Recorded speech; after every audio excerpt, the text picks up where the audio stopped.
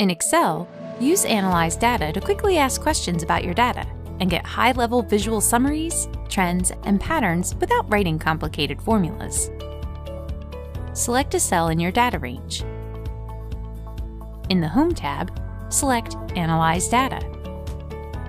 Based on your data, Excel will analyze and generate pivot tables and charts for you to choose from, like trends, sums of sales, and more.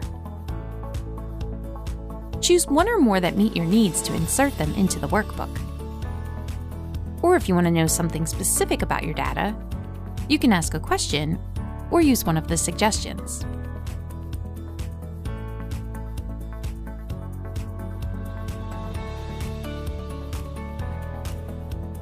Want Excel to focus on specific fields to analyze? Select which fields interest you the most.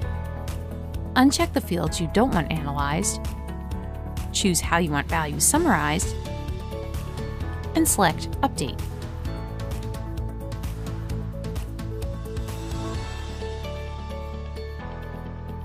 Analyze Data also works great in Excel for the web, making sure you get the insights you need no matter where you work.